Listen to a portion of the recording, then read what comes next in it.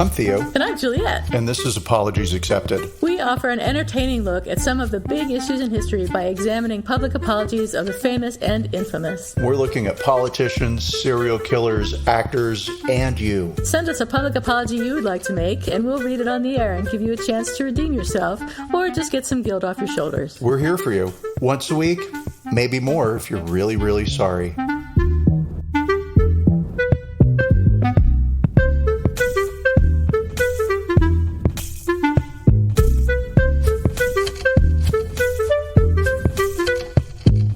Everybody. This is Apologies Accepted, the podcast. We're back again, and we want to know, Theo, what is shaken bacon? Oh, yeah, and I'm not Theo. You're not Theo. I'm not Juliet, and I have no bacon to shake. You've got plenty of bacon. There's a bunch of stuff going on. It's mostly... You're going to parties, you're running around town, you're shopping, you're doing all kinds of crazy stuff. Nobody. I hear from many of our listeners, and nobody cares about that.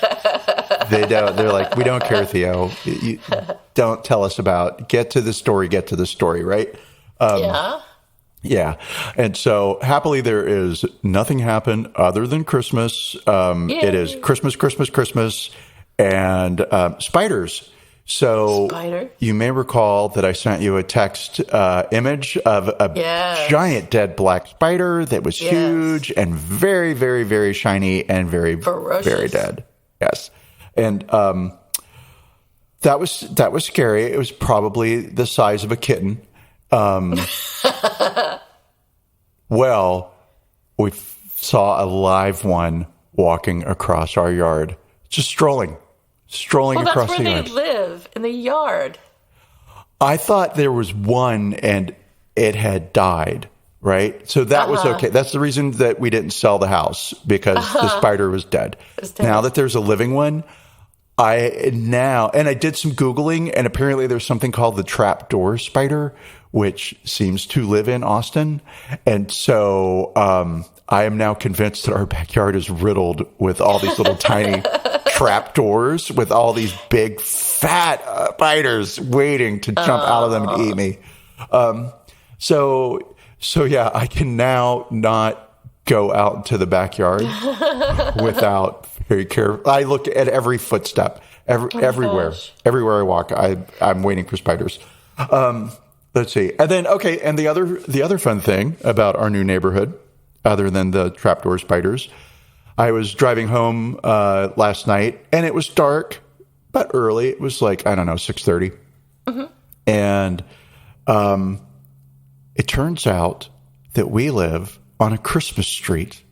Oh my God, you do? We didn't fucking know that. Yep. Oh my God. Yep. So I'm driving. We live off of a main street that's got like bars and restaurants on it. It's pretty happening. And then you turn onto our street, and there's like some businesses, and then it starts becoming homes. And I noticed that it's very bright. Huh. Oh, look, it's Christmas. Oh, look, it's a snowman. Oh, look, it's a Santa Claus. Oh, look, it's Santa's village. Oh, look, it is a fucking Macy's parade in somebody's yard. Gosh. Oh, look, they've got 10,000 watts of electricity coursing through that tree in their front yard. Holy cow. And then there's our house, where we have 2 set of plants at the front door. And admittedly, you could see the tree from inside the house. And I put up the tree early because of all the things.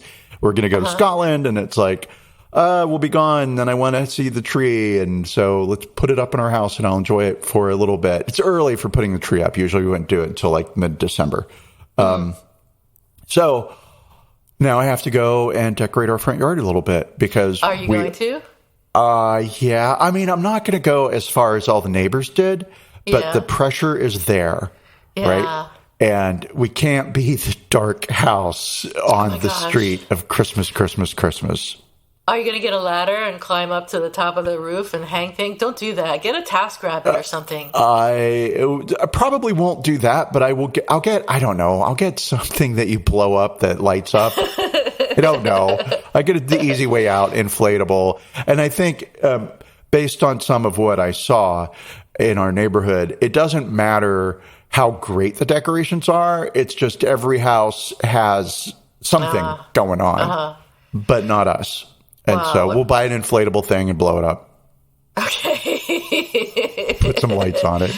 That's a lot of pressure. I'm glad I don't live there. That's funny. I wonder if you have... No, you don't live on a Halloween street because you would know that by now. We don't live on a Halloween street. But you live on a Christmas street. But we live on a Christmas street. And personally, I don't know if that's legal. I think you have to be all the holiday streets. Yeah. Yeah. So I don't... And I think when they sold the house to us, they should have said, oh, by the way... They absolutely should have disclosed that you're a Christmas This street. is a Christmas street. Yeah. Absolutely. That's a big deal, I think. It was a bit of a surprise. I did laugh. And also, like, does it hurt? No, it's fine. I'll go to Home Depot. I'll get a thing. I'll blow it up. Whatever. It'll be fine. They'll probably be on sale now, too, the decorations. So you're good. Or I could just, like, be really crappy about it and just put up a big sign that says, here's your fucking Christmas. Fuck you. Yeah. Fuck your Christmas. So that's what's shaking bacon here. What's shaking bacon for you? I have spiders in Christmas tree. Well, I have a Christmas tree. My live Christmas tree came, and the two nice young men from the Guardsmen came to put it up, which was really nice. It's a charity that benefits kids and lets kids who can't afford to go to camp and do other things. So that's really nice. We have been buying trees from them for 20 years now or something, forever. So. So that happened, and I got to partially decorate the tree, but, I ran out of hangers, little ornament hangers, and I ran out of this, and I ran out of that, and I got lazy and didn't feel like doing it, and so it's not completely decorated yet, but as soon as it's decorated, I promise you I'll send you a picture. My neighbors are getting on an airplane right now to go to your house and let you know it's Christmas, and you need to finish that tree. I need to get that damn tree done. How dare you? Yeah. So it'll be done this weekend, but it's Sunday already. God, I got to do it today. All right, I'll do it today. And then the other update I have, actually two, I have 2 job interviews this week, which is exciting. 2? I only knew about 1. I have one with the company I'd like to work for, and one with another company I don't want to work for. I just randomly submitted my resume to a ZipRecruiter job, which never gets a response. So I was stunned when they wanted to interview me, but it's an okay job. I'll talk to them just to practice interviewing. So there's that. And then the other thing is, the best news of all is that after 3 days of jury selection, I was not chosen to be on the jury.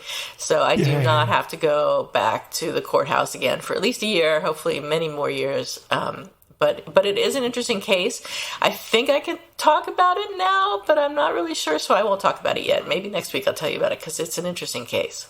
So that's that. That's my bacon for the week. And we can move on now to talking about... Speaking of bacon. Speaking of interesting cases.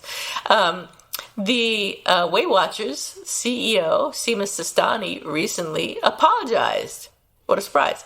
Weight Watchers was built on the idea that the important factor in weight loss was calories in, calories out. And I'm sure you've all heard that many times, and that's the deal with Weight Watchers. So therefore, according to Weight Watchers, willpower was everything. And the founder of Weight Watchers, Gene Nidich, I'm not sure, emphasized choice as the key to weight loss. So everything was what you did and what you chose to eat and how you chose to behave. It was all your weight was all completely down to that. Yeah, it's completely up to you. It's entirely in your control. And if you can't control yourself... then shame on you. It's your own damn fault. And your body is the advertisement for your own measure of self-control. How embarrassing. You're announcing to the world, if you are fit... I can't control myself. I am in charge of me. Right. Yeah. And then if you are... what words do I use at this point? It's not conventionally... over, if you're not fitting the particular body type that's the trend of the moment, then shame on you. You have no self-control, you horrible person. Exactly. That's so true. That's exactly how they looked at it. However, with the availability of new weight loss drugs like Ozempic and Wegovy, and Weight Watchers' $106 million purchase of Sequence, which is a telehealth company that provides these drugs to overweight people, Weight Watchers is now reframing weight loss in the context of obesity being an illness. Some people call these new drugs the latest weight loss craze, however, and Oprah Winfrey famously, as you'll remember, I'm sure, lost nearly 70 pounds on a weight loss craze in the late 80s using OptiFast, which is an 800-calorie-a-day liquid diet. Poor Oprah. She regained the weight, and she criticized liquid diets 2 years later. And then down the road in 2015, once her talk show had ended, she started working with Weight Watchers. So I hadn't really kept up with Oprah Winfrey and her weight saga, but I guess she still is struggling with her weight, or she wouldn't have been working with Weight Watchers, or maybe she just recognizes that she is a representation of famous weight loss people and saw a good business opportunity with Weight Watchers and bought a bunch of stock. Both. I don't know. Both things. So Oprah obviously is hugely successful and very rich. But what she wasn't anymore was relevant. And so, yes, Oprah Winfrey is still relevant to everybody. Calm down. But she's not as relevant, right? Oprah and South Park both lost their place as central core cultural anchors. We'll use that. And, she was there for decades. And so with her TV network and her podcast and she decided to move into wellness, right? And so the purchase of Weight Watchers synced very. I'm trying to work on a food pun and I can't.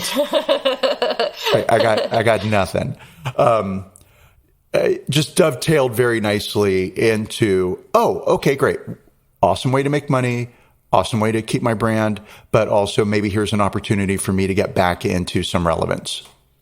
Yeah, exactly. And it was an awesome way to make money because her collaboration doubled the stock price of Weight Watchers, and Winfrey made a $75 million profit by the end of trading that day. In a she day. Started working with Weight Watchers. In a day. It's amazing. Can you imagine? Oh, that would be so nice. Well, I think for Oprah, that's probably the equivalent of $7.50. Probably. Right? Probably. Like, that's nice. I can buy a coffee plantation. Wow, I'd like to buy a coffee plantation. Anyway, in 2018, Weight Watchers rebranded as a wellness-focused and body positivity program, as you mentioned, and they had a new motto, which is "Healthy is the new skinny." And the company even changed its name from Weight Watchers to WW, which is stupid, I think. It's totally stupid, and they're going to have to work on... Why would you bother? Well, in the same way that Kentucky Fried Chicken rebranded as KFC because they wanted to not put the emphasis on fried, right? Yeah. But KFC is easier to say than Kentucky Fried Chicken, and Weight Watchers is easier to say than WW. It's kind of awkward. So I don't know why they would do that. You'd think they would do like the 2010s thing and sort of call themselves like Optimize or some bullshit like that. But no, they just changed to WW, and they stopped using before and after pictures, and they took the word diet out of their marketing, which is interesting. I'm not sure what they're trying to do at that point. Stock went up even further, though, and Oprah shares went up to $548 million. Which I'm sure got her attention. Noticed. Exactly. But since then, she's reduced her stake in the company to about 1 million shares, which is worth about $12 million. So I'm not sure if the stock has gone down. She said she was balancing her portfolio.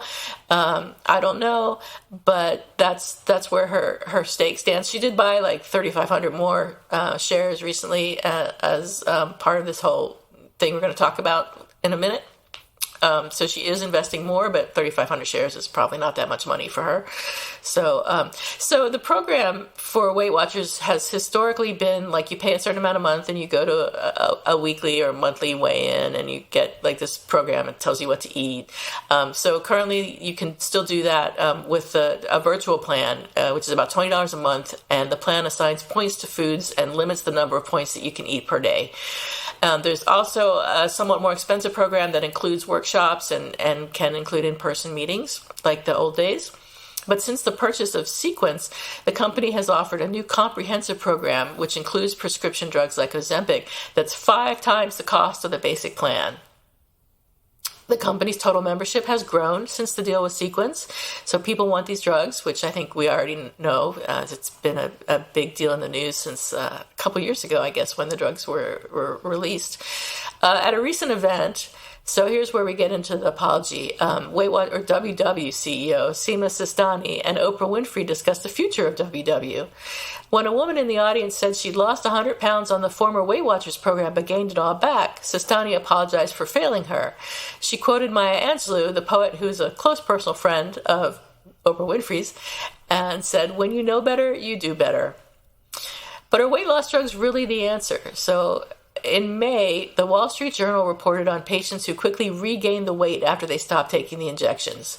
This might be good for Novo Nordisk, because the implication is that people need to be on the medications for life and paying Novo Nordisk to maintain their weight loss, but it's not so great for dieters because the side effects are notable, and they include things like nausea, vomiting, diarrhea, and stomach pain. And at this point, I'm going to disclose that I am currently taking Ozempic, and I have lost 40 pounds, but I have experienced all those side effects, and some on a daily basis.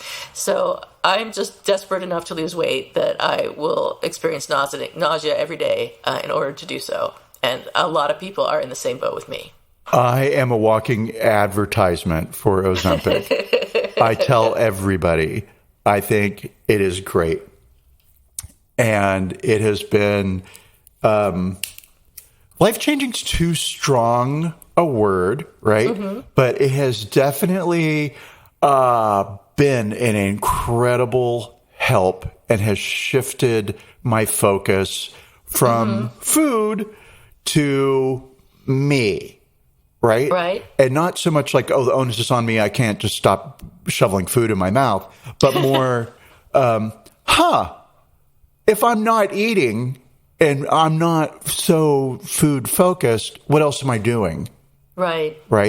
And, that's been nice. It's good. Yeah.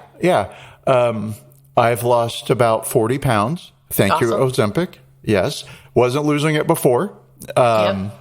Wasn't trying that hard because I had just reached a point where it was like, this is it. This is how it goes. Right. That's fine. Right. Everything's great.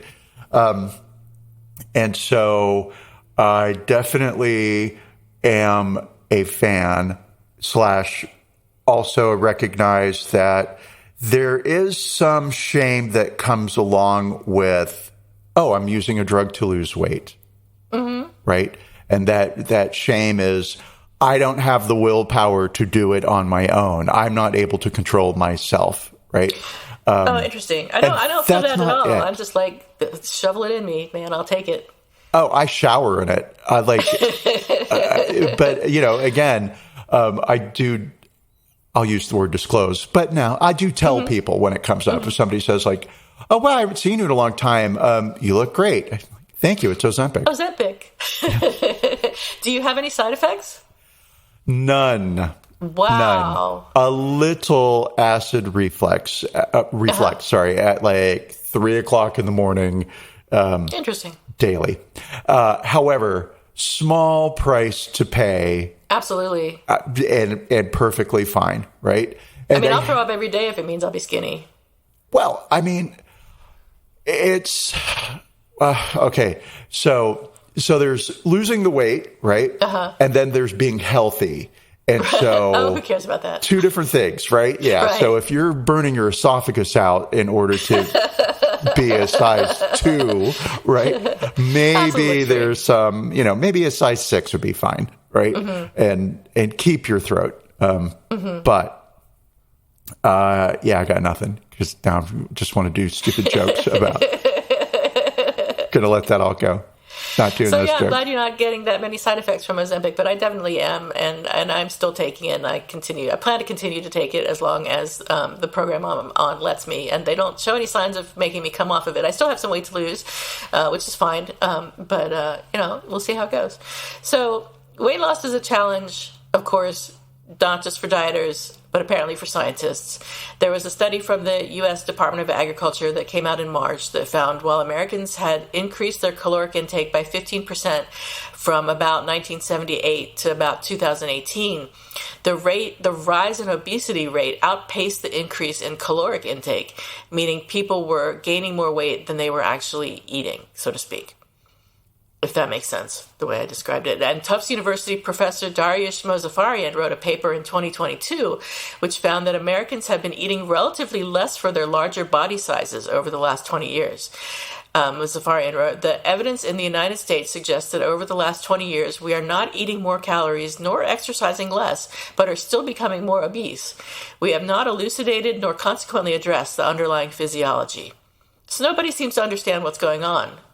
Which is, again, good news for Novo Nordisk because their drug shows that or has consistently enabled people to lose weight who have not been able to lose weight before. But it does raise the question of how exactly is it doing that and what does that mean for weight loss in general? I mean, yeah, right? I could speak to sort of the cascade of hormones that create hunger and how the drug cuts that chain, and that's great. But what is it that's going on with, it's not so much the food supply, but maybe the food supply. And so when they say caloric intake, are they looking at the types of food? Do you know, did the article say that they're looking at the types of food? For instance, your caloric intake could be lettuce or potato chips. Right. Well, Weight Watchers, of course, didn't care so much what you ate. It's just like you can eat your 500 calories of potato chips if you want to do that as part of your diet, but then you just have to eat less calories the rest of the day.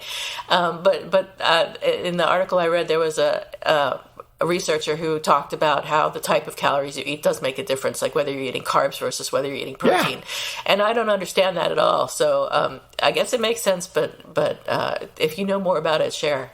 Well, so it's not so much that I know more about it, but you may recall that for a 3 to 5 year period of my life, I was absolutely insane when it came to my health.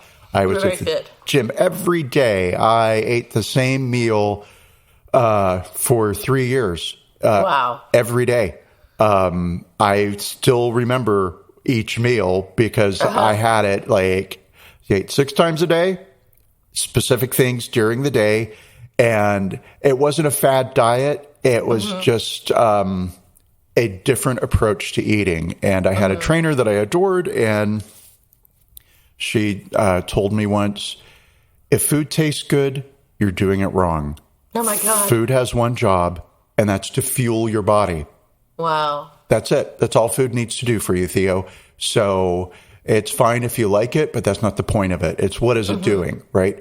And so, anyway, the nutritional program was broken down so that I was spreading my protein throughout the day so that my body could absorb more protein to build more muscle, right?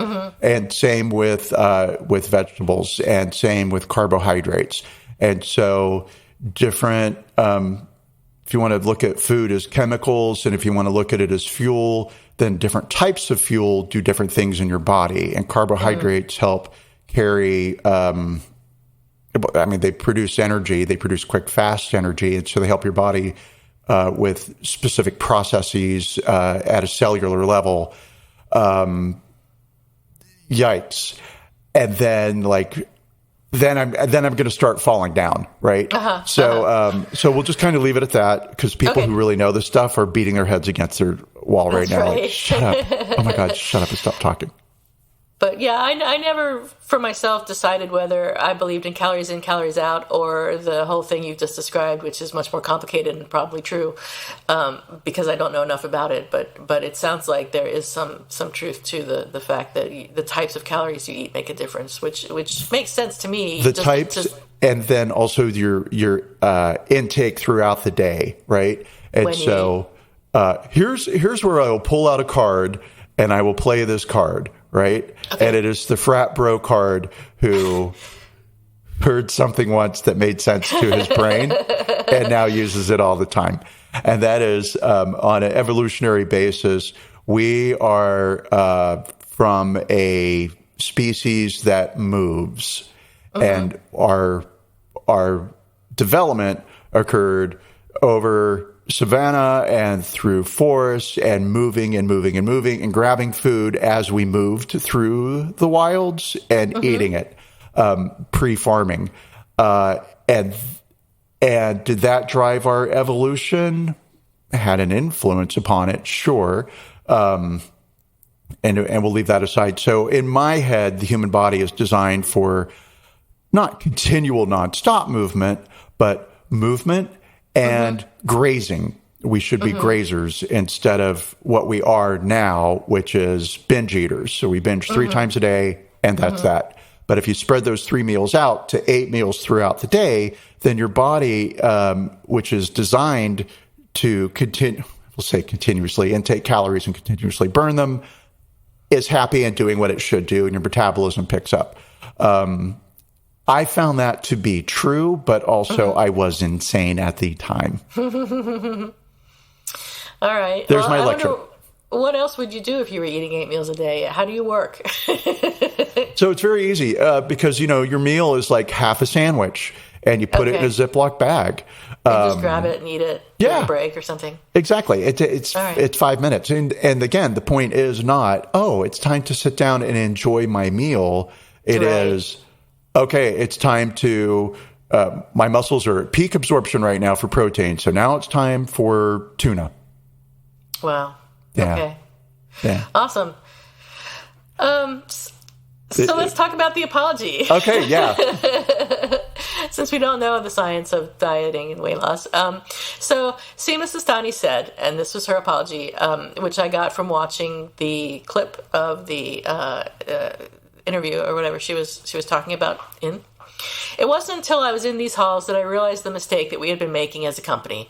We were contributing to the shame that some members would have felt if they did our program and it didn't work for them. We introduced shame for people for whom diet and exercise wasn't enough. I want to say I'm sorry. We know better now. We will do better now. For many who are living with obesity, it's a chronic condition, and therefore it is not a choice. We needed to be the first to be proud and loud about the fact that we got it wrong in the past. We've been treating these medications like it's a vanity, and it's not. It's life-saving. People who are deniers about the fact that obesity is a chronic condition are going to be left behind. Lifestyle interventions need to be done alongside the medications. Weight Watchers or WW can provide a higher support solution. So that's the apology that I got. I don't know if you found any different wording anywhere. No, as a matter of fact, you found more wording than I did. So, okay. So yes, and I will say this is smart for Weight Watchers. They are going where the market is. Yeah, and it's a big market with a lot of money. So let's look at the criteria for the apology, the quality of the apology. Was there an expression of regret? Yes. Was there an explanation of what went wrong? Kind of. She said we didn't know what we didn't know, which fair. Okay, I guess you know that happens. Yeah. Was there an acknowledgement of responsibility? Yes. Yeah. Was there a declaration of repentance? Yes. Was there an offer of repair? Yes, we're going to sell you expensive drugs now. Well, yeah, we're going to get richer off of you. Thanks, fat people. And was there a request for forgiveness? I mean, kind of. Not really, but kind of. So I'll say half a point on that one. So what do I rate this apology out of 10 points? I give it a 7.5. That is crazy because I'm giving it a 7.6. No, I gave it a 7, right? And when it comes to like business strategy, this is a 10 plus. This is out of the park. The culture has shifted.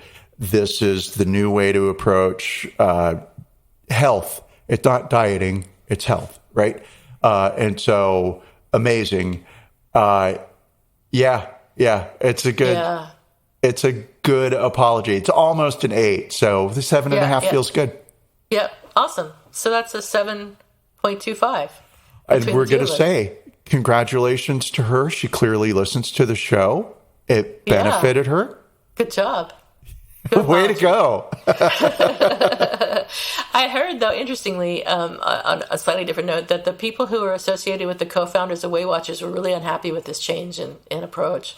Of course. They're like, oh, that's not right. It's whatever they said. It's a bit like Alcoholics Anonymous. So if Ozempic cures alcoholism, right? Then all of a sudden, those people that need that higher power there in order for the program to work are are unhappy. High and dry. Because the higher power is gone, right? And so it's like, oh gosh, for those people who Weight Watchers, and Weight Watchers did help people, so great. Helped some people, didn't help some others, fine, whatever. For those people who it did help, I could see where there might be a, hey, I did it the right way and you're cheating by taking a drug. That's not true weight loss, but I did it the right way. So therefore, I'm better than you? Sure. Yeah, I mean, there probably are people that think that way. And I wonder, as we all wonder down the road, are there going to be any side effects of this medication that we just don't know about yet? I mean, it's been out for a couple of years now, and nothing has been found like fen-phen that has really been dangerous for people, which is good. And I'm relieved. Obviously, I'm still taking the drug. I'm not that worried about it. But we'll see whether long-term use has any risks. We will see. we will see, and we will experience it. We'll see. Because that is what the fuck is happening with us right now. Yep. I've got some fun stats about Ozempic. I wasn't quite sure. I want to hear it. Oh yeah, because there was stuff that I was like, oh, interesting.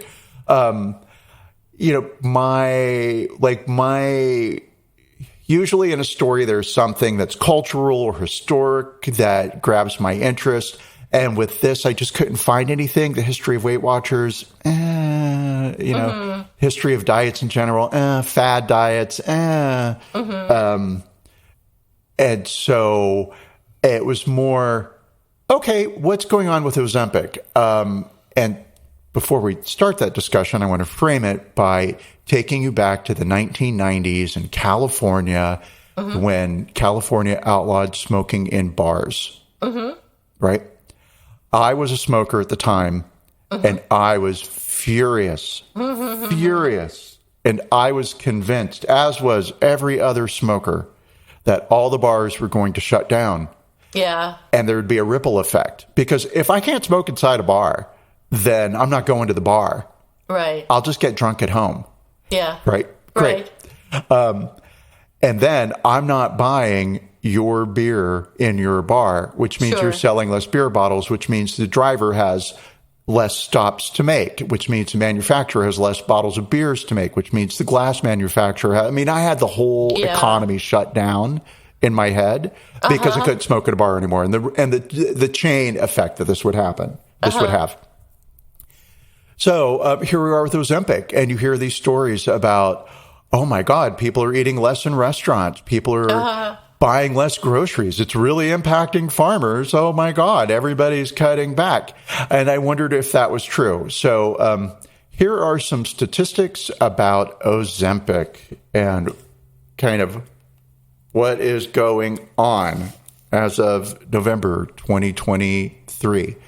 So roughly 22% of Americans have asked their doctor to prescribe them Ozempic for weight loss. Most people who learn of Ozempic, right? So here's the percentage of how did you hear about Ozempic?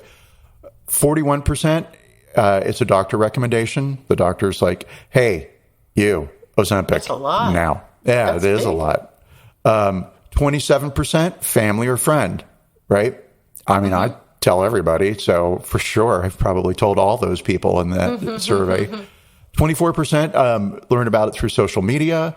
News coverage, that's roughly at 23%, 9% celebrity endorsement, which feels real dumb to me, and then 5% commercials. So well spent money on commercials. 52% of Americans with diabetes say that it's harder for them to find their Ozempic. 15% of Americans surveyed have personally used Ozempic for weight loss only, while 47% of people who were surveyed said that they knew somebody who was on Ozempic. 70% of Americans say they would not be able to afford Ozempic for weight loss. Let's see here. The top cities where it's a Google search, Ozempic. How do I get it? Ozempic. We'll just do this. Here's our top 5. Miami, Atlanta, Minneapolis, Las Vegas, Baltimore. I know, right? And then Dallas, Denver, Austin. That's me. Nashville, Seattle, Boston, Washington, Raleigh, Houston, San Antonio, Kansas City, Tucson, Charlotte, Omaha, Portland, San Francisco, Oklahoma City. Yeah, but it's like not Los Angeles, not Manhattan, right? Well, I'm gonna, because it's just available on the street. You walk outside and let's see here. Medical practitioners' take on Ozempic. 42% of medical practitioners have had patients without diabetes ask for Ozempic, and 18% of those have prescribed it for weight loss. 36% of medical practitioners who have been asked to prescribe Ozempic have faced backlash for refusing to prescribe it. And my medical doctor is one of those. I go to a different doctor for my Ozempic because my doctor is like, just jog around the block. He didn't say annoying. That. Yeah. But yeah, he's like, you don't have diabetes. You are maybe steps away from being pre-diabetic. But okay, well, that seems to sync up then with I'm a candidate for this drug, but all right, fine. What are the most common side effects of Ozempic? Nausea, 45%, headache, 32%, diarrhea, how pleasant, 31%, dizziness, vomiting, low blood sugar, heartburn, constipation, anxiety, 15% of people report anxiety. Increased heart, which seems weird to me. Could be just anxiety. I mean, those side effects are things that anyone has experienced at any time during the drug. It doesn't mean that the drug caused it. Okay. That makes more sense to me. Let's see. Then just kind of 58% of medical practitioners surveyed said that they would recommend Ozempic for weight loss. And then 39% of people on Ozempic are female, 23% are male. That's not adding up. That doesn't add up? Nope, but there you go. 27% of millennials, 17% Gen Xers, 12% baby boomers, I should get that word right, 12% Gen Z, 36% identify as overweight, 11% identify as normal weight, and 2% identify as underweight. That's weird. That is weird. Unless they're diabetic. Maybe they're taking it for some diabetes thing. Yeah. I don't know. Seems unlikely. Yeah.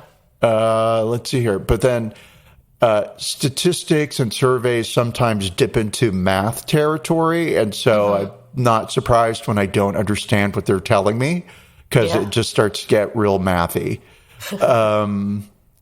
Let's see here. Alternatives for Ozempic. Who cares about that?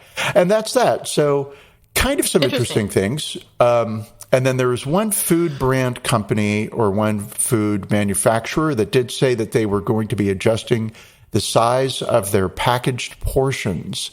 Oh, interesting. I have never heard of Conagra. Conagra. Conagra, thank you. But I did look them up. And so Conagra owns Slim Jim, Healthy Choice, Duncan Hines, Marie Callender's, Ready Whip, Hunt's, Vlasic, Pickles, Bird's Eye, Boom Chicka Pop, sure, I've seen that, Banquet Frozen Foods, Snack Pack, Orville Redenbacher's, and Swiss Miss. And it makes me sad to think that my little package of Swiss Miss will get smaller. It's already pretty small. Yeah. And Coca-Cola and Pepsi have said they have not seen any impact in sales. And so they're just waiting to see what happens with this. I mean, I think a lot of people taking Ozempic were already on a diet, so they probably weren't drinking Coke in the first place. Or drinking Diet Coke and you get addicted to that. Yeah. So. Yeah. I gave up Diet Coke a while back, and I feel just the same as I did when I was drinking it. I never liked it. Never cared. Oh, that's nice. Yeah. So let me ask you a question. This is a very important question, and I hope you're ready. Do you have an apology expected or a who's sorry now? I do have an apology expected, and it is a good one. It is an apology expected from George Santos. Oh. Our congressman he's not my congressman. Mine's worse. I think I have Ted Cruz, so he's a senator. But whoever I have all the horrible ones. Senators are congressmen. He was a congressman. Ted Cruz is a senator, but who cares because I hate him so much. I don't even want to know his job title. And so our friend is going to be making a speech tomorrow to the press, and he is going to take every Republican with him down. He is filing ethics complaints, and he is going to be outing people, and he is going to be reporting on who's having an affair.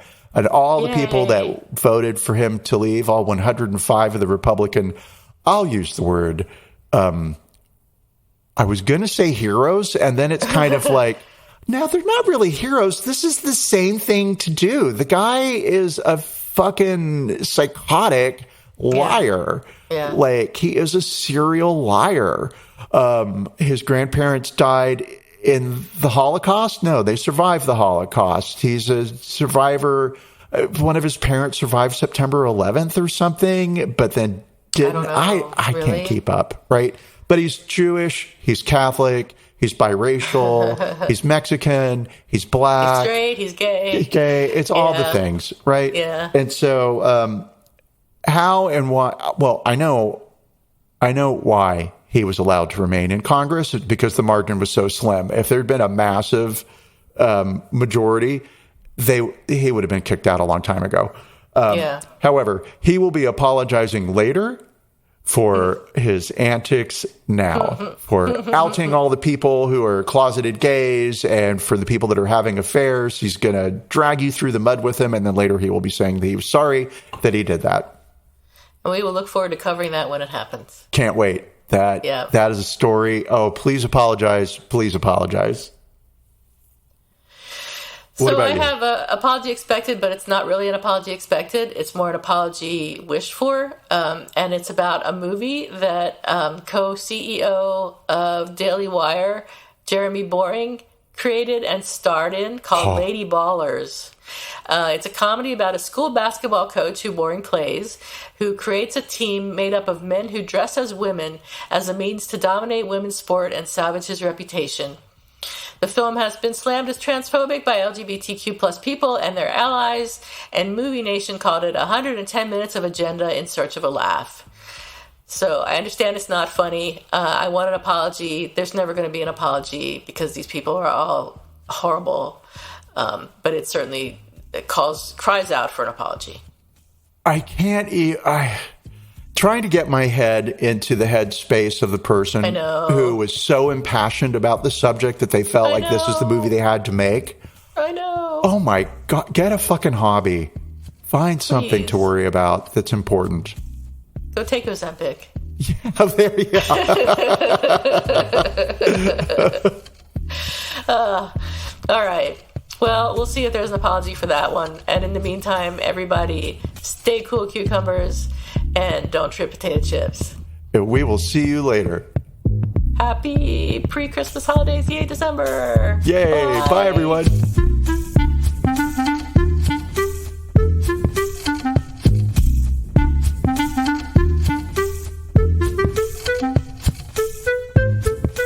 Thank you for listening to Apologies Accepted, the podcast. You can find links to the articles and the sources in the show notes. To submit an apology or find out more, visit us at apologiesaccepted.net, where you can also find our merchandise. We're on Twitter at Apologies Accepted. And on Instagram at apologies.accepted. You can support our important work at Patreon.com/Apologies Accepted. And fuck Facebook.